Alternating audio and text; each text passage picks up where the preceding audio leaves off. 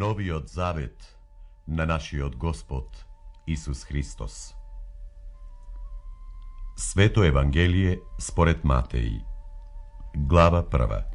Родословието на Господ Исус Христос. Книга за родословието на Исус Христос, син Давидов, син Авраамов. Авраам го роди Исак, Исак го роди Јаков, а Јаков ги роди Јуда и неговите браќа. Јуда ги роди Фарес и Зара со Тамара. Фарес го роди Есром, а Есром го роди Арам. Арам го роди Аминадав. Аминадав го роди Наасон, а Наасон го роди Салмон. Салмон го роди Вооз со Раав. Вооз го роди Овид со Рута, а Овид го роди Јесеј.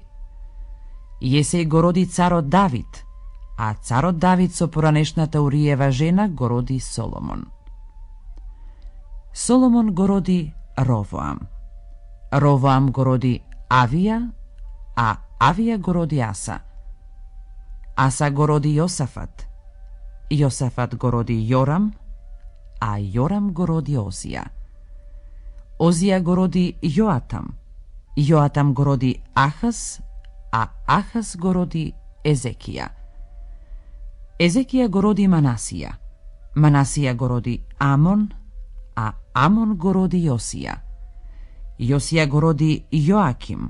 Јоаким го роди Јехонија и браќата негови за време на преселувањето во Вавилон.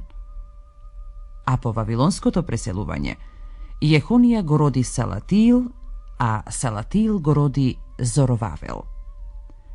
Зоровавел го роди Авиуд. Авиуд го роди Елијаким, а Елијаким го роди Азор. Азор го роди Садок. Садок го роди Ахим, а Ахим го роди Елиуд. Елиуд го роди Елеазар. Елеазар го роди Матан, а Матан го роди Јаков. Јаков го роди Јосиф, мажот на Марија, од која се роди Исус, наречен Христос. И така, сите родови од Авраам до Давид се 14, и од Давид до преселувањето во Вавилон се 14 родови, а и од преселувањето вавилонско до Христос родови 14.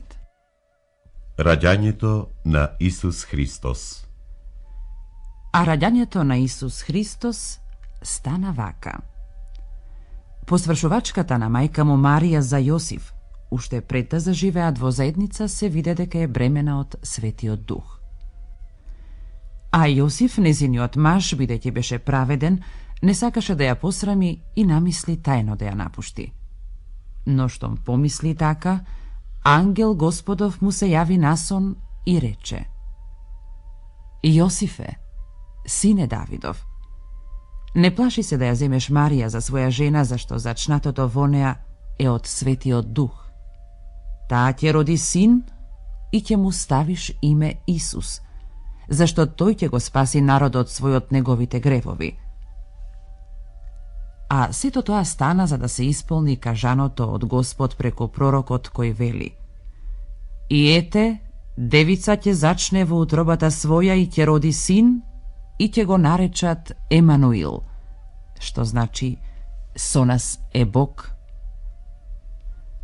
Штом се разбуди Јосиф од сонот, направи така како што му беше заповедал ангелот Господов и ја зеде за своја жена.